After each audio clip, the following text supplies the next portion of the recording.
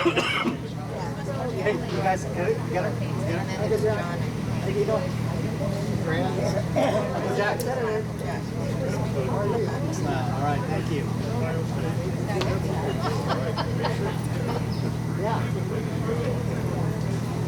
That's why I gave it to you. Where's Katie? Yeah. Wow. Where's Katie?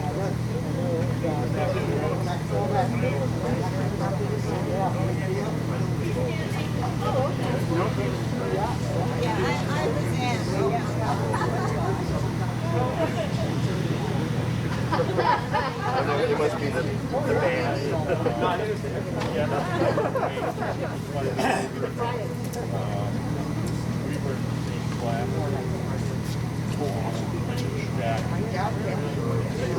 I'll show you how it's getting behind the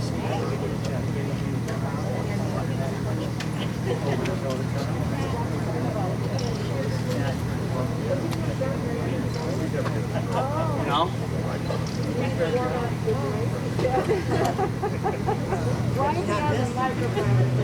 Yeah. I'll turn it on. I'll get it all turned on. I'm going to say a couple words. Yeah.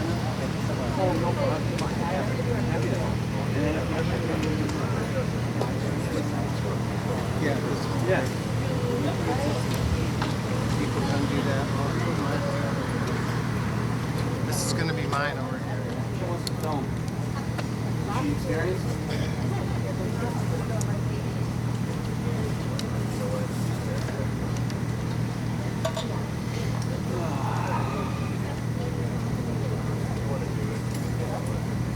I'm rolling. Ready? Hello? Hi, everybody. Who's a microphone expert? How close should I get to this thing? That's good. This right here? That's perfect. Okay.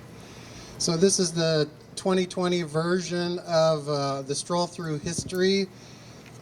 My group, Woodland Parlor 30, which is part of the Native Sons of the Golden West, decided to just move forward and get people out and about and try to resume normal activities as best we can. So normally what would happen is on Stroll Day, I'd give a Deadcat Alley tour, and we'd start down at the plaza, and we'd work around, and I'd tell some history of all the buildings and the people in the alley, and then we'd stop here, and then Jack Dinn, the star of today, would he'll talk a lot about this building, which is where his family grew up and had the Tylee laundry. But anyway, back to the usual tour. We would come here and stop. Jack would tell his stories, and that would be the featured attraction on the tour. Then after Jack was done, I would take the tour and go that way, but since I'm the boring part of the tour, usually people would just peel out after Jack was done. So we're just going to do one stop here, but there are different things going on today that we're presenting. So down the next block, the Roth building, which is the old Sears store building, that's going to be open between 10 and noon. So if you wanted, there's some displays set up in there. There's a display on the Jack's family, and as well as Chinatown. And I see Kathy Harriman's here. She's going to be down there and talk about Chinatown, which is very interesting.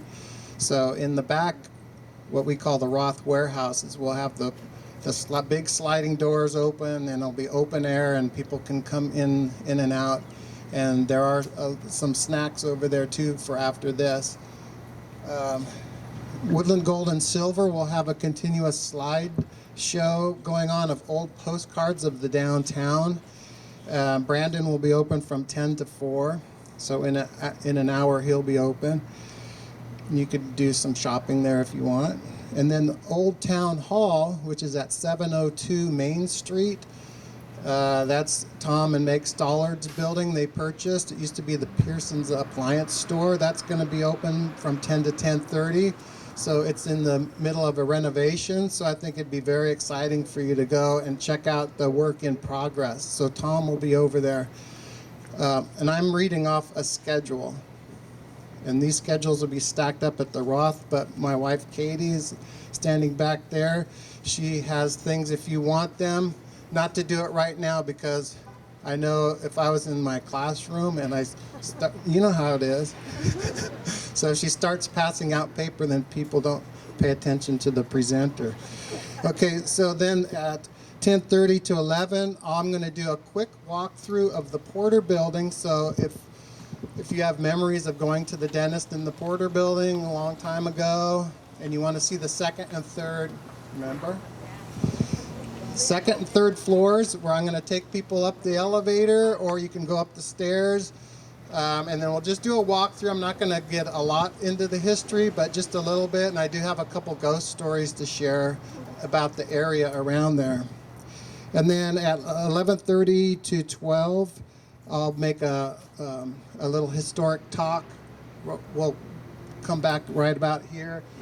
And what used to be the old Strand Theater is in what used to be the Diamond E building. So I'm going to focus on that part of the history of the building, and then we will walk through that building too. So there's some displays in there as well. So here we are. What you're facing, the site of Henry Wyckoff's old trading post that was built about 1853. That building is no longer there. It was demolished in 1949, but there's a picture of it right here. So as Jack talks, you can kind of visualize how that corner right there looked back when Jack was growing up. So that particular building survived the Great Fire, and I can't remember what year that was. But you'll also notice that plaque that's on the side of it. So getting back to what year was that big fire? 1893, 92. Okay, so there was a fire that started behind in that area, and fortunately the winds were blowing that way, so most of the block was destroyed in that fire. But what was left was that simple wooden structure that goes back to the beginning of Woodland. So what that plaque back there, what it says, and I'm just going to read it. It says, Woodland begins. On this site in 1853, Henry Wyckoff built the town's first store to serve travelers and farmers. In 1862, the small wooden building owned by Franklin S. Freeman, he's the founder of Woodland, became Yolo's interim courthouse after Woodland became the county seat. The original structure was also home to a church, bakery, saloon, dress shop, and the Dinn family's Tiley laundry from 1925 to 1947. 4 Dinn children were born there, including Jack. John. I don't think Hank was. Hank got the privilege of being born in the hospital. Okay, so how did I meet Jack? In 2002, my organization, the Woodland Art Center, adopted the alley to put. We had this great idea if we adopted the alley and put some artwork up and down the alley, which you can see. You see that cat on top of that building, that was done by Gary Denon. So there's 13 cats up and down the alley. Anyway, that's kind of a sidebar, but that's how things got started with my interest in Deadcat Alley. So the stroll through history, knew our group was doing this, so David Wilkinson asked if I wouldn't mind doing a tour of Deadcat Alley, because I guess that had been a tour on stroll day. So he gives me this blue binder, which was very informative, a lot on the architecture, but I didn't have much knowledge of the history of, well, even Woodland, let alone Deadcat Alley. So anyway, we started this tour in 2002, so that's 18 years ago. We've had a pretty good run, huh? So at that time, we met way down by the old electric garage. Isn't that where we were? Somewhere around there. But anyway, there's a whole bunch of people showed up. I was kind of surprised. So I started, actually not surprised, I started getting really nervous because I didn't know anything about the alley really, other than what I had in the binder. And I was going to just read that stuff and then make up some stuff, I guess. But anyway, I noticed Jack. Didn't know it was Jack at the time, but he had many family members with him. And so we were doing introductions of the group. And so Jack introduced himself. And then he said, I was born on Deadcat Alley. And our family laundry was down the street. So I didn't know how to really react. I go, well, there goes my show. But fortunately, it was great because he took a lot of pressure off of me. We ended up right here, which we have done almost every year since 2002. Jack's only missed a few stroll days. One time he had heart surgery, so that. And then I know that he has had some family things to take care of too. Last year you went to see up to Portland for your sister-in-law's 90th birthday. So that's a good excuse. So anyway, so Jack and I have been doing this for 18 years, including Rich Westfall, the main man right here. We've been, yeah, give him a hand.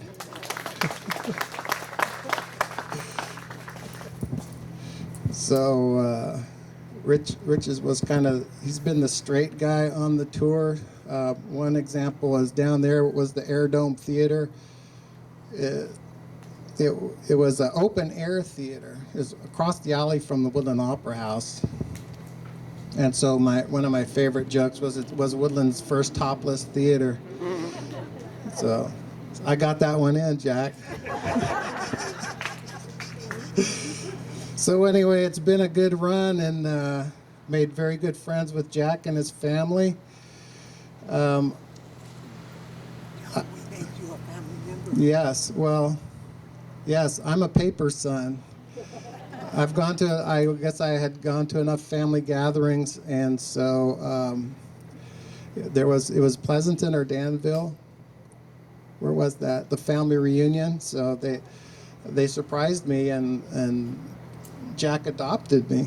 So All we did is have to take off his O, so we did. yeah. So just take the O off of my name. My name's Dino. Oh, all right. Thank you. I'll put that on. I won't do it in front of the crowd, but I will put this on. Yeah. Thank you so much. I knew she was up to something because she asked my shirt size, and I said I'm trying to stay into a large. And we have one for Rich also. Thank you so much. Okay, so there's this handy booklet that I use a lot as a guide for me because I don't remember every detail of the alley. But what I want to do is just read the section on the Din family and Ty Lee Laundry, just to kind of give a little outline to what Jack's going to be talking about. Because first I'm going to introduce Jana, and then she'll talk a little bit about, and then introduce Jack, her dad. And then you can see there's a lot of stuff up here that Jack's going to show and tell. So anyway, from 1925 to 1947, the Din family operated Ty Lee Laundry at this location. Ty Lee means great strength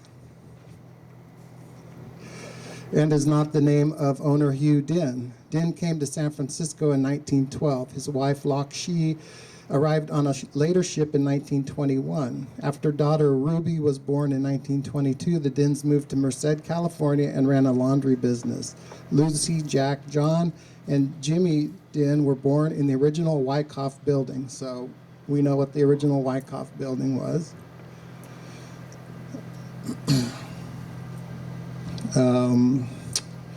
In total, there were 8 children of Hugh Din, also known as Bo Gun Gong. Is that right? Okay. and Lakshmi Din. George, Frank, and Henry are the other children. Jack Din said, "We just called it the alley. We didn't know it was called Deadcat Alley. There were no signs. None of the alleys were named at the time. It was just the alley between 1st and 2nd off Main Street. But somewhere along the line, they must have found dead cats. I always found stray cats. So people probably started calling it Deadcat Alley." So this was something you said a while ago. It's in a book, so it must be true. Across the alley north of the Tiley Laundry, the Din family grew their World War II Victory Garden.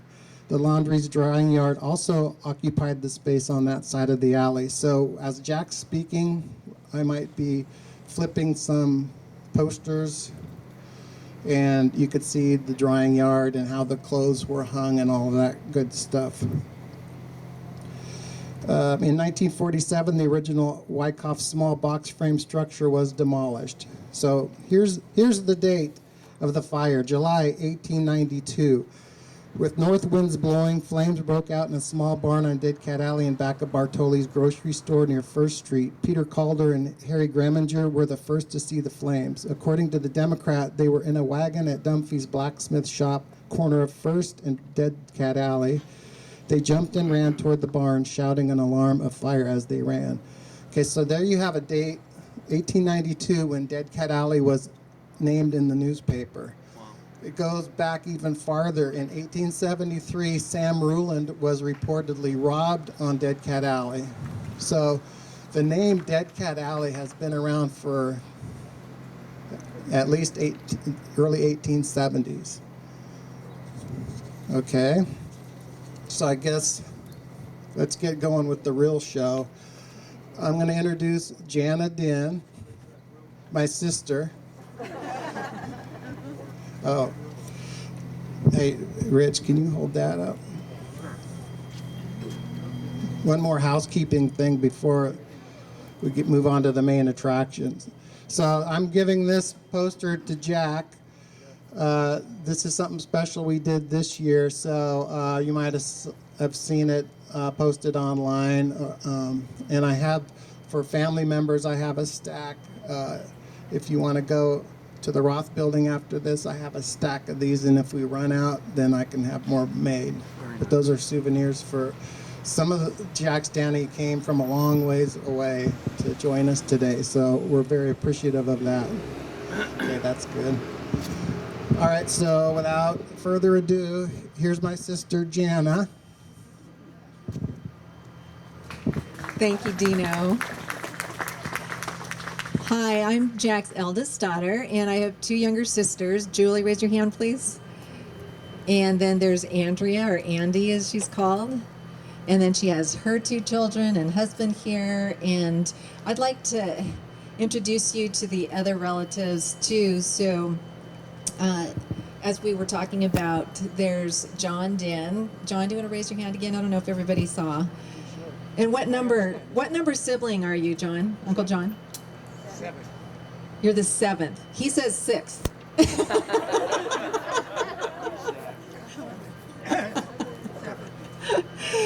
As you can see, they don't have a lot of agreement. In one of the newspaper articles that Dino discovered, it said that there were how many siblings?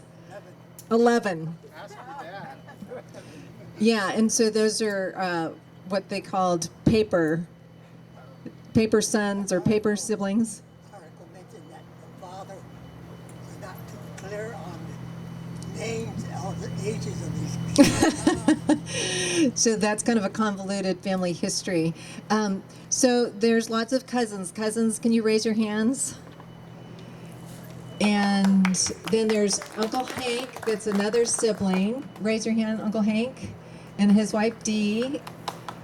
And Adele, their daughter, and their son is in Pennsylvania with his wife and daughter. And let's see, who else do we have here? I'm looking out over the crowd. My husband, John, and daughter, Cheyenne. And so some of the relatives drove in from the Bay Area.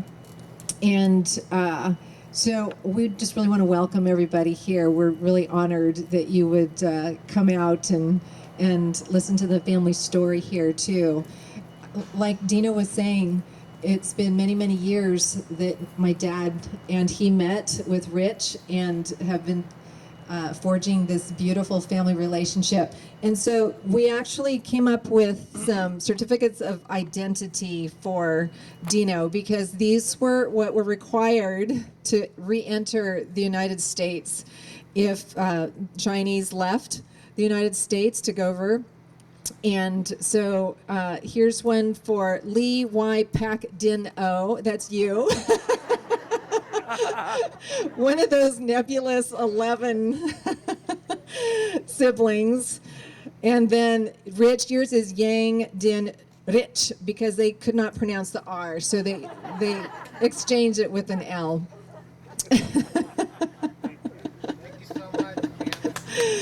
So anyway, I really want to just hand it over to my dad right now. And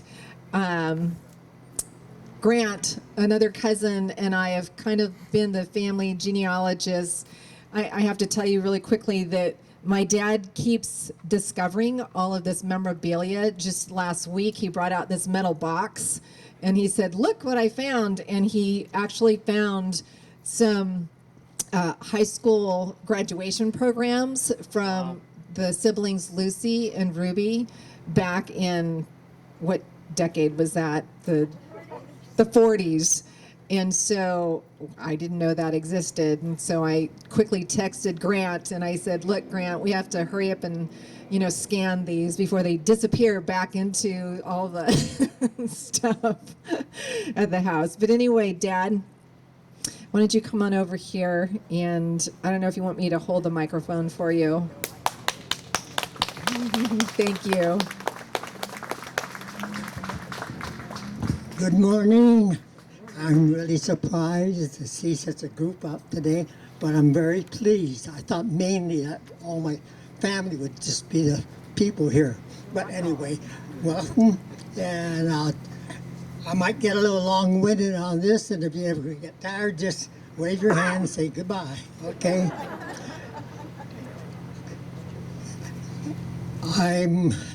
First, I'm going to ask, how many people were born during the Great Depression?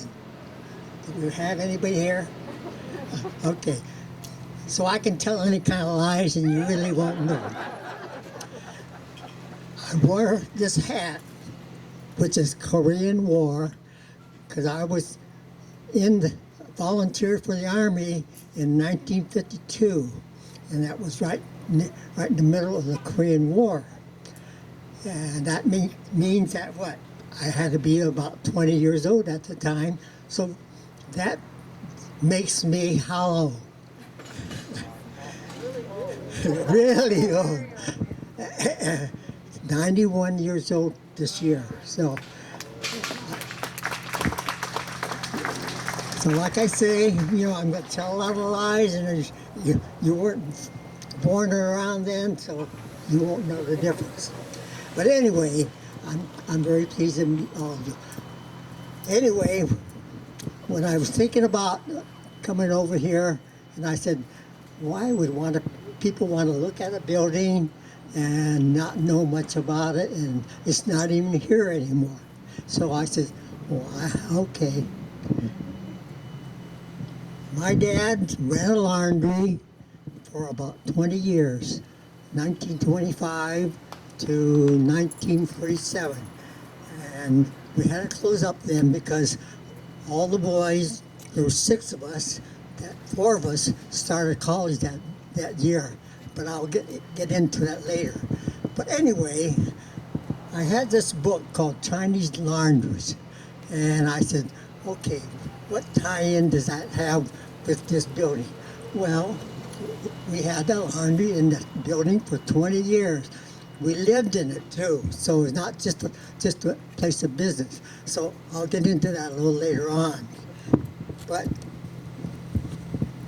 I was a little concerned about talking about it, but then I found this little blurb in this book. It said, Gongbo Gun came in 1912 and had a laundry in Merced, and then he moved to Woodland in 1925. Anyway, the point was, that is the actual name of my father, but he went by Woodland, and that's a long story, but it's because of what we call Paper Sun. Have any of you heard about Paper Suns before? Okay, good. The Chinese had a lot of problems, a lot of prejudice in well, first off, they originally came over during the gold rush. And they worked some of the mines, and then half the time they were either chased out by the white miners, or their claims are stolen or something like that. But they had a lot of trouble anyway. And then after the mines gave out, the gold mines, then they stayed over here and worked on the railroads. So a lot of them were able there. And then you might remember that a group from the west and a group from the east connected the railroads in Promontory Point, Utah. Well, although it was the Chinese that really did all the hard work in that on the west part, they were never shown in that picture. It just showed all the white people. I don't mean to cause any or say anything that will that you'll have any affront to, but it's just part of history, and that's why I want to tell you. And that's anyway.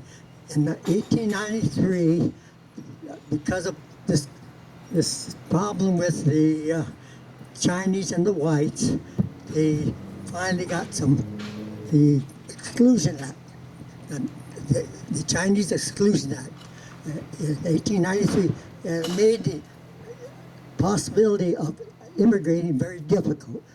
And that's where all this Paper Sun bit came in. In order to come over, you had to be connected with maybe somebody that was here in the United States already, or have a business or something like that. Long story short, a lot of the immigration laws were overcome by the Chinese immigrants by claiming to be a paper son, an actual son of somebody that was already over here, or had some ties in, or even were citizens of the United States already. So that's why we call them paper sons. And the reason why I chose this book here, and that name, Gong Bo Guan, was my actual father's name, his Chinese name. But he came over as a paper son under false papers. His paper was Old Learn.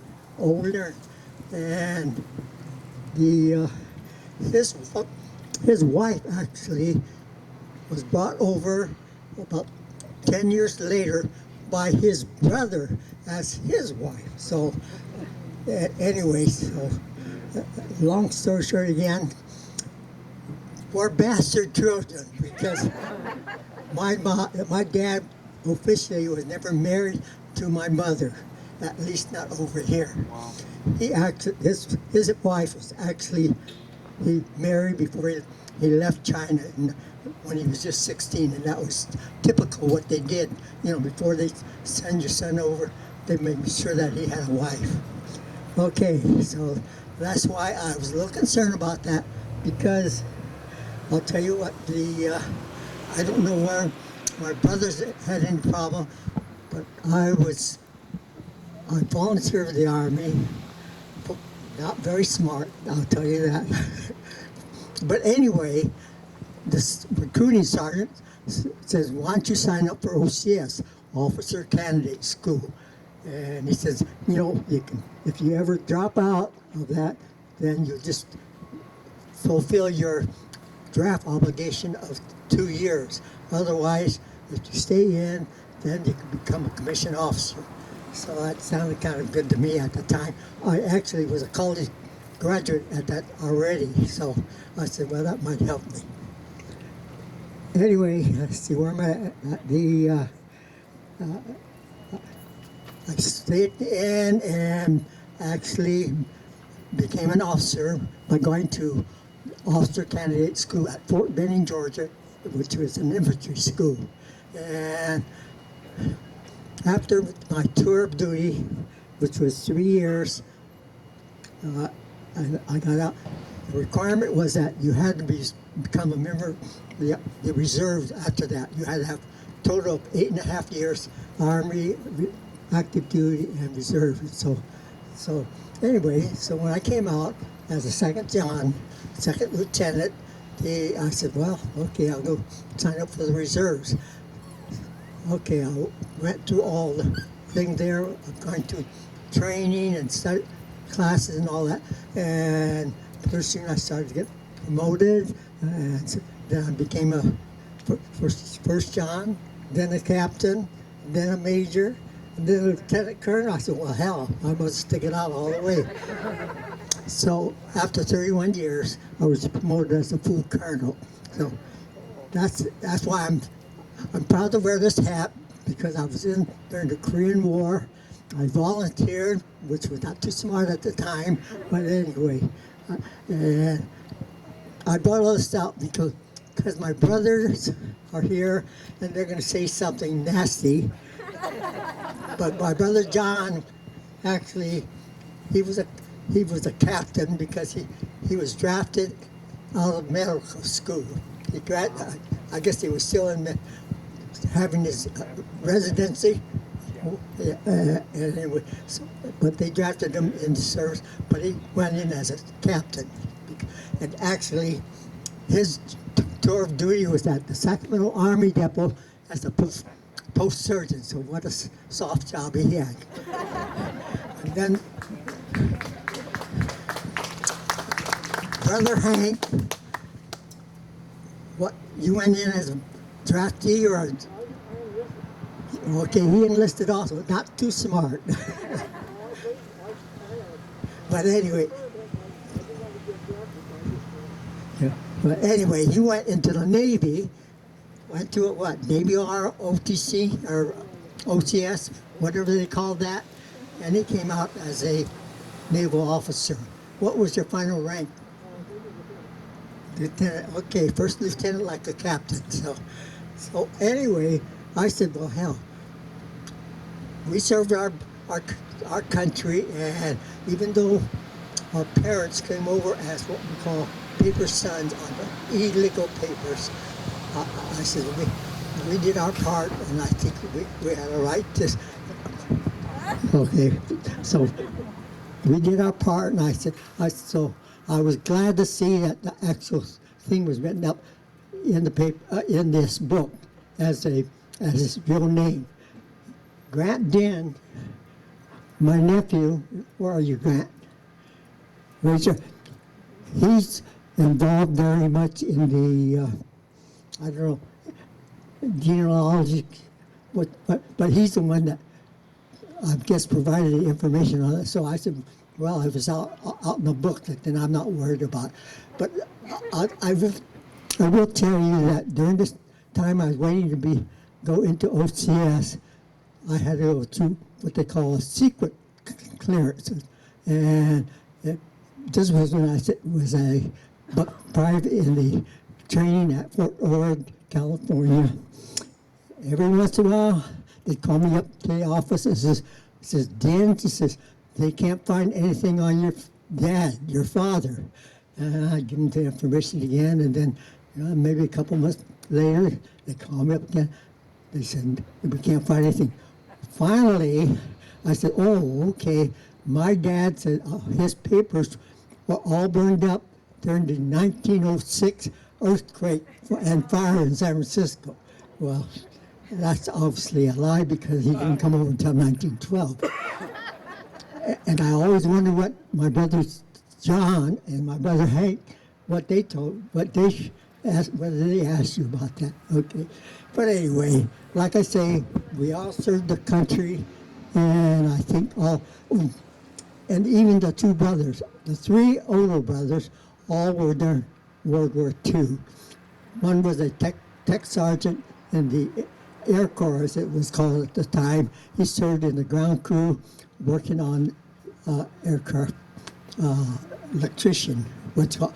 The second one, Frank, was in the Navy, and he actually had a lot of combat because at the end of the war, he said that they were having kamikaze planes dive into their he said that their ship just missed it being hit by a kamikaze plane.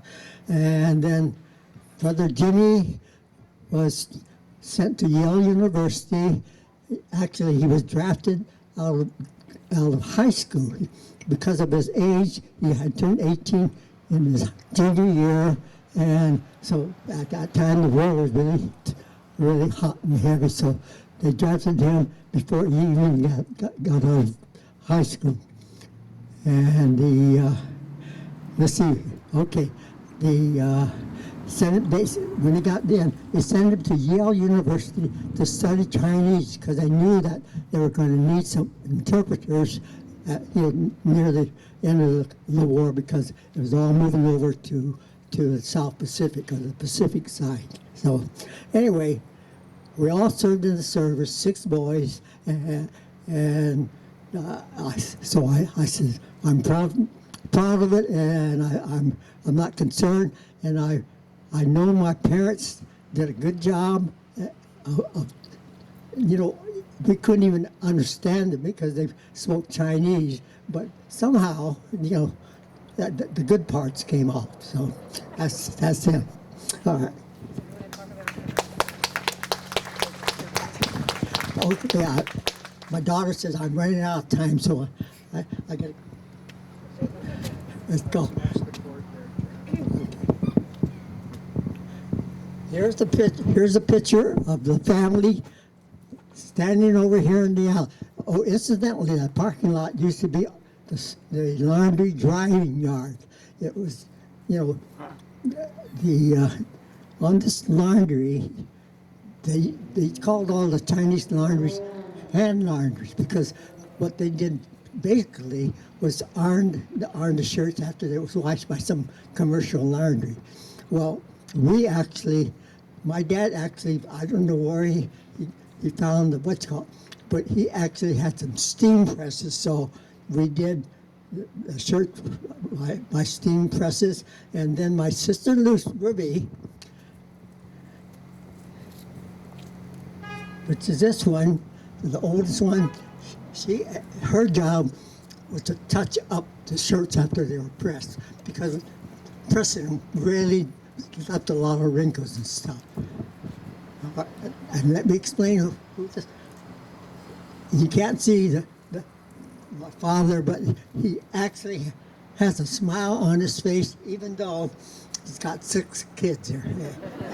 And you can see they're really right in a row, hardly any more than 9 months apart. So, yeah. Anyway, these are some of the things that we had in the laundry. This was I don't know that any of you women recognize what this might be. It's a sprinkler. It's a sprinkler, and it was filled with water, and my mom used this mostly because she ironed the sheets. She ironed the sheets on mangoes. All the sheets were ironed. Well, they had to keep them wet, so they used it there.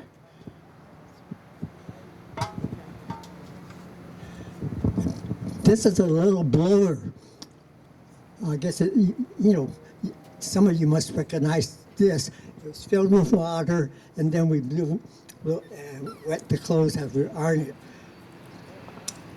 Unfortunately, I won't say unfortunately, but my 3 brothers during the war all were in the service, and unfortunately for me, I was the one left there, and my 2 brothers are too young, but I was the one that had to do all the pets. I had all the pets, underwear, long johns, and things like that.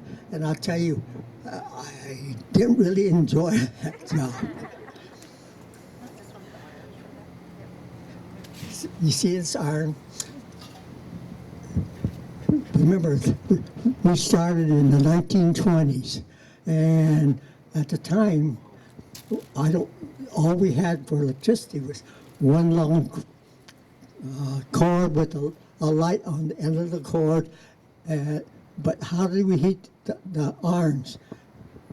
There used to be a little gas stove that these irons, there was these three of them sitting on that thing, and then you iron with one, and then after it cooled down, you moved it back to the stove, and then not use the next one, and so on. My oldest sister Ruby, unfortunately, was the then one that had to do most of the ironing of the shirts, touching them up.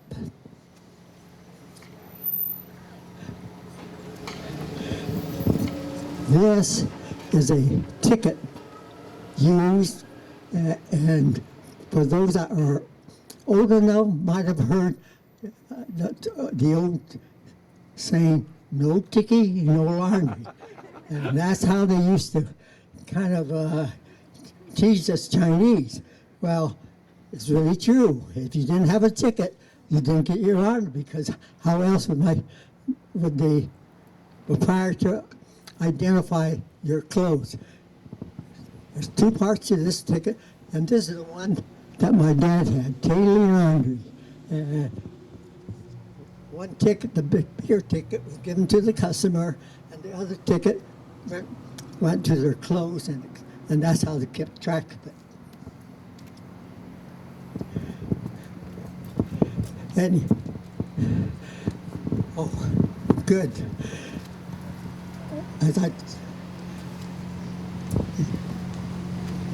The laundry was dried. Here's the cycle we went through. On Sunday, my dad used to sit there all day with my mom sorting the clothes out.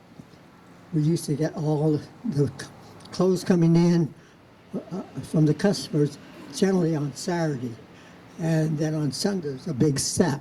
Well, he spent all day sorting the clothes out. And how do you keep track of all this stuff?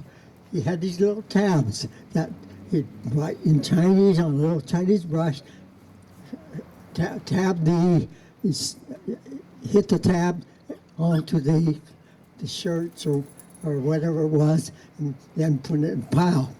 And I'm talking about the piles because as kids, we didn't know any better, but yes, these piles were our playthings. We'd come diving in there and crawl underneath and everything.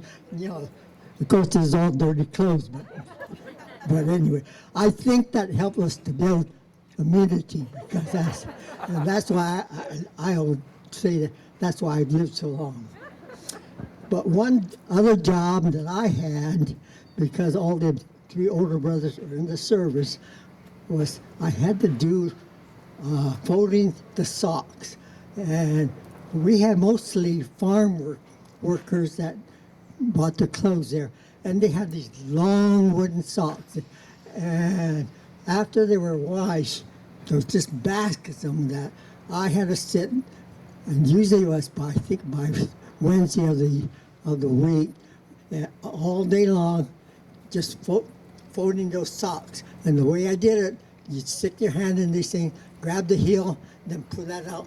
And that was, well, unfortunately, because we had so many farmers, they had these long wooden socks. And sometimes they would just be still covered or filled with rice hulls. And then I had to shake it all out and and then so it was not the most pleasant job. And whenever I finished that week, that was the best thing that I could do. I don't think John, did you ever have that job? Okay. I don't think Hank did. Speaking of that, Okay, here's a picture of who you might that be. That's my youngest brother. If you can see this, probably around what, 4 years old? About 4 or 5 years old. We were playing down the street in the backyard, and there's a kind of a, well, whatever it was, he fell off and he broke his leg. Well, we didn't know any better. We brought him home, and then my mom used what we call this Chinese medicine. It was like an alcohol rub, and you know, all she could do is just rub that leg, like, because he didn't know it was broken, and he would just be yelling his head off. And there's 2 or 3 of us boys, well, John and I, and maybe my sister, we were just trying to pull my brother away because we could see him really yelling his head off. You know, that was hurting. Well, finally they determined they better take him to a doctor, which they did, and found out he broke his leg. Actually broke it. So after seeing the doctor, look how big he is. Not big enough for crutches. So my sister Lucy says, okay, we have a pair of old tennis rackets. Look at it, and she put little braces across, padded the ends, and he used those as crutches. So, you know, I'm sorry she's not here for us to, you know, but her daughters are here, right? Were you right, Ricky? Have you ever heard the story about him? Okay, but that's my brother Hank. Raise your hand, Hank. Yeah, not very smart either. Okay. What? So Grant, you came across a framed version of this picture decades later. You want to come up and tell that story really briefly, because it's really fascinating. Hi, I'm Cousin Grant. I was at a friend's office in the Asian Law Caucus in the late 1970s, and his name is Wally. He's from Chico. And I'm sitting in his office, and I turn around, heading out the door, and I go, that picture's of my Uncle Hank. It's on his wall. I go, where'd you get that picture? And Wally said, oh, I got it at a garage sale in Chico. Whoa. So somehow it had gone around, moved up the valley a little bit, and Wally, I said, why'd you get it? He goes, see, I just like the picture. And then Uncle Jack told me that it got on, was printed in the Woodland Democrat and then got posted on the wire services, right? Yeah, and Uncle Jack will tell you what happened next. Thanks, Ron. Thank you. Anyway, we had this judge, a municipal court judge that used to walk by the building all the time, and he saw my brother Hank standing in the front of the laundry there with it like that. So he says, oh, wait, and he went back. He was an amateur photographer, came back and took that picture, and then unbeknownst to us, he submitted it to the Woodland Democrat, and several weeks later, of all things, we started getting letters in saying, how is your boy? Is he still, you know, is his legs okay and all that? And sometimes they would be even $1 bill in this. And this was really something, because this is in the 30s and money was really tight. But anyway, so we said, hey, maybe you can break the other leg and we'll send that picture out and see what else we can get. But anyway, that's the story. But the thing is, if you look, you can see this building was really in bad shape and decrepit. And here's another one. This is my sister Lucy. This shows a better picture of part of the front. And you can see there's a bay window. You know, this building was built in 1853. We were there in the 1920s. There had never been any repair work, never been painted or anything like that. But but it was a very substantial wooden building then. The only problem was that every winter time, when the first rains came, the rain would just come pouring through holes in the roof.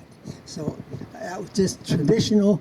My dad would go up on the roof with a can of tar and try to find wherever the water drained through. So, but that was part of our lives, and we didn't think much about it.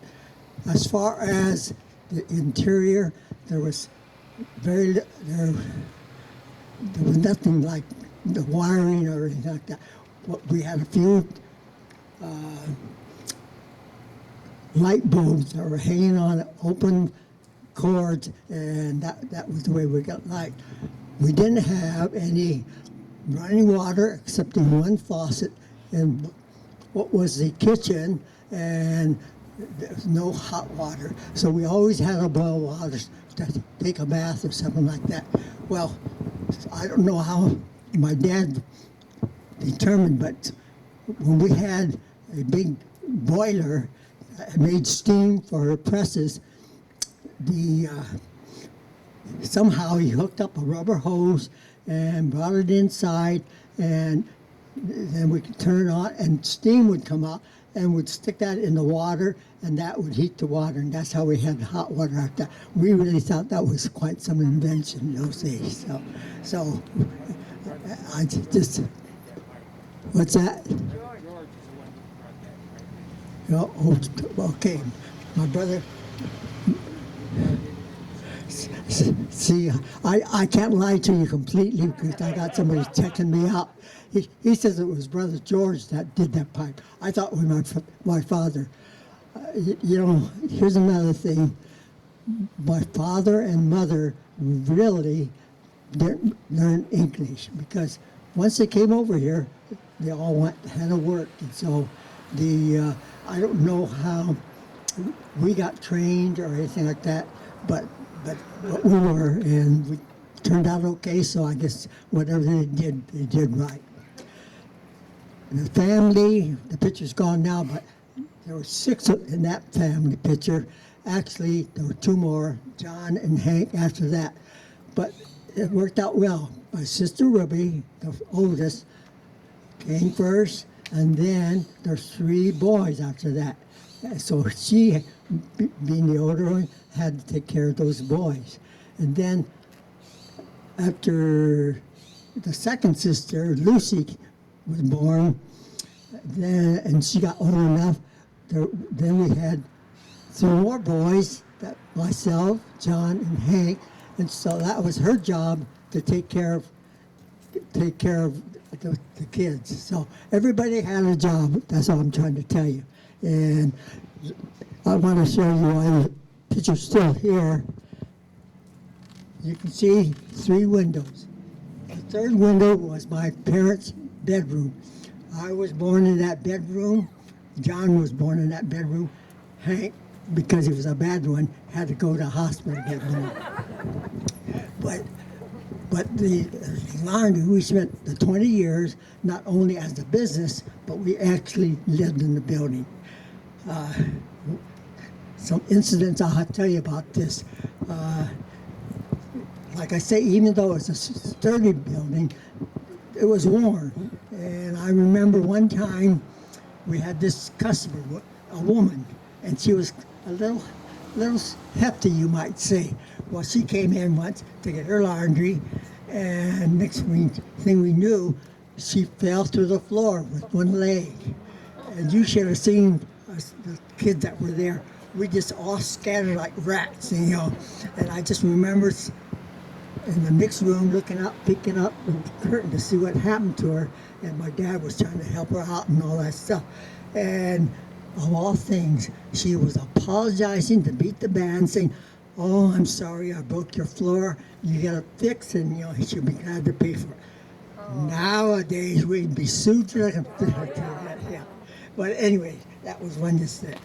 The other thing was that I always remember being the 4th boy, that 2 of us, the 2 older ones, and then my brother Jimmy and I, we slept in this one bed, this big bed. and it was just a hard wooden bed with some but because it's 4 of us, 2 had to sit on one end and the other 2 had to sit on the other. So we had our feet sticking in each other. And I'll tell you, you think that we didn't have fights. We all said, "Get your stinky feet away," you know. So, but my 2 sisters, being girls, they had their own bed in another part of the bedroom. So that's all part of our life. We are always pleased when a couple of the older boys would get to move to this little separate bedroom, and then the rest of us spread out in the bed. So that's part of the thing that we had on this. As I started to tell you that every winter, when the first rains came, my dad would have to go up on the roof with the bucket of tar and find where he can see where the holes were and spread the rest out. But you know, as kids, this was during the Depression, and we didn't think anything of it. And we were in a rental building. I remember having to take the rent money once a month over to Musgrove and write Billeting Company on Main Street. And you know, it's just all part of life. But the like I say, I think we all came out okay, because 3 boys were on the service. They did well there. One was a tech sergeant. My oldest brother was a tech sergeant. The one that was in the Navy was a petty officer, I think, a first-class petty officer. He was a radio man. And then the 3rd brother was sent to Yale University to study Chinese in preparation for our invasion of China and the war with Japan. And then the 3 of us, like I say, I ended up in the Army. My brother was the post surgeon, and then Brother Hank was the Navy guy. I'm 91 years old. I'm lucky I can even remember my name. So, but anyway, that's the story of our lives. And like I say, that book on the laundry.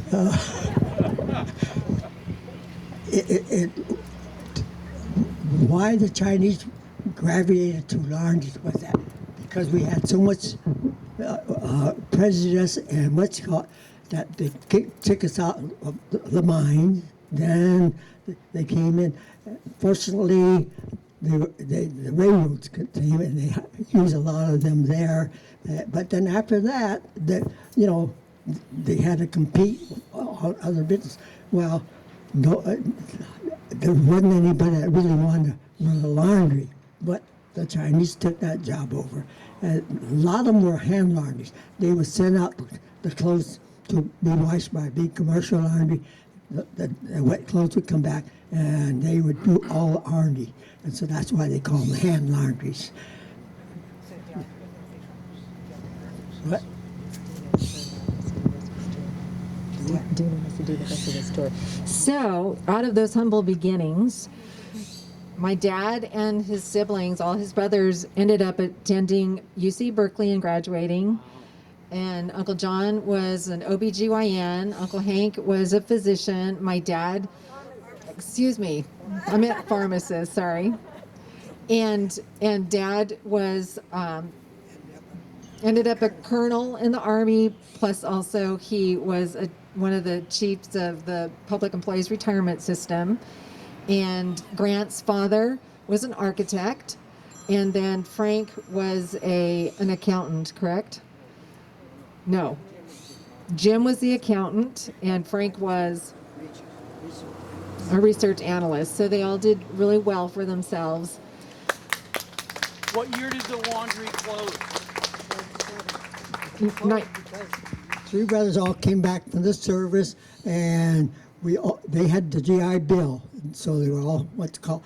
I just graduated from high school. My counselor, unbeknownst to me, submitted my name for a scholarship there, and and told me at the end of my senior year, said, "Oh, Jackie, we got good news for you. We got you a scholarship at University of California." And I didn't know what the University of California was, even, with little town. Anyway, we ended up all four of us started Cal. Now, two of them went to Sac City first, and then my brother and I, Frank, we were at Cal. And then later on, all four of us were at Cal at the same time, and we all graduated in 51. Then John and Hank, they came later, but they also graduated from Cal. John from the medical school in San Francisco, and Hank at the pharmacy.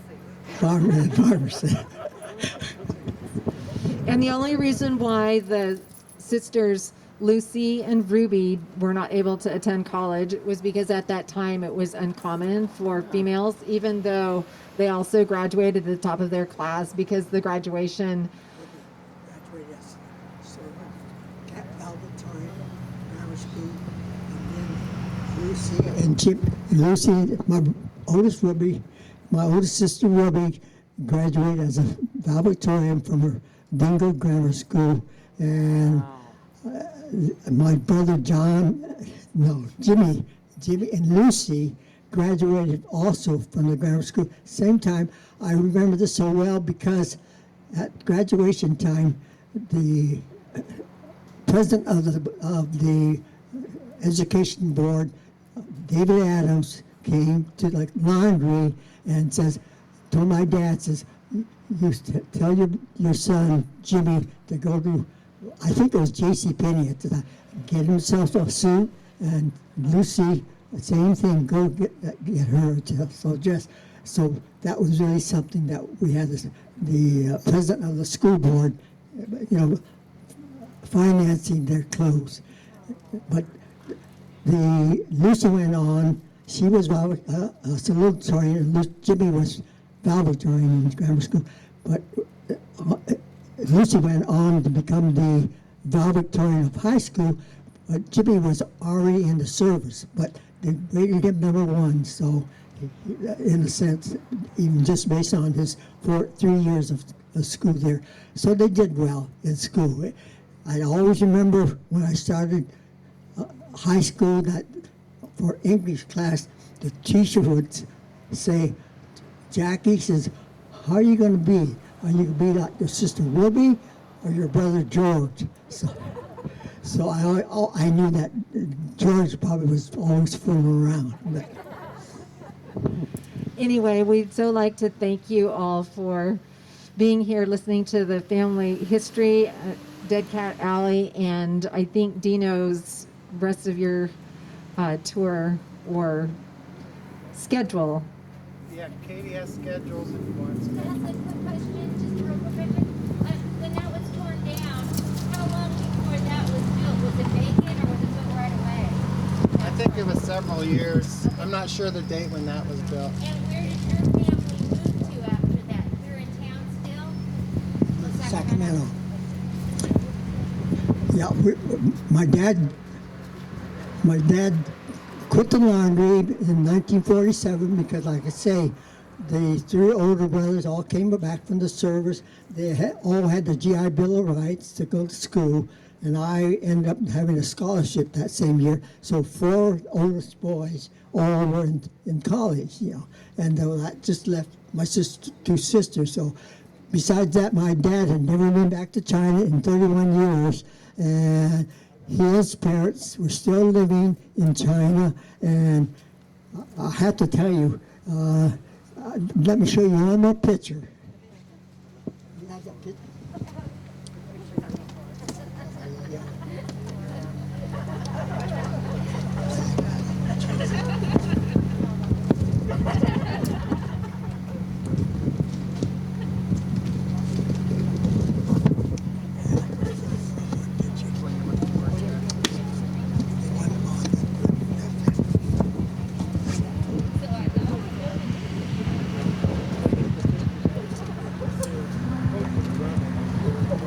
I've got the yearbook.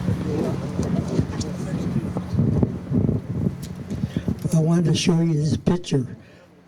This is a picture of my grandfather's place in the village area of China.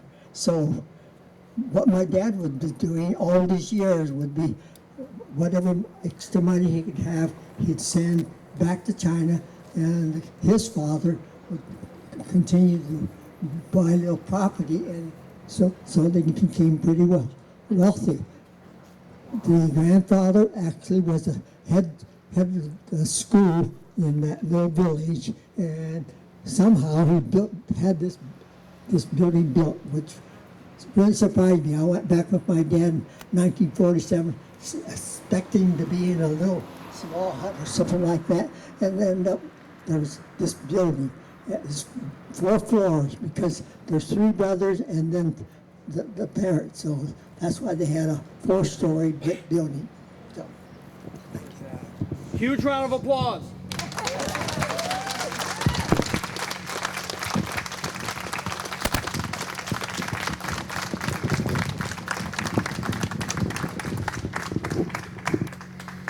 thanks again for listening to me.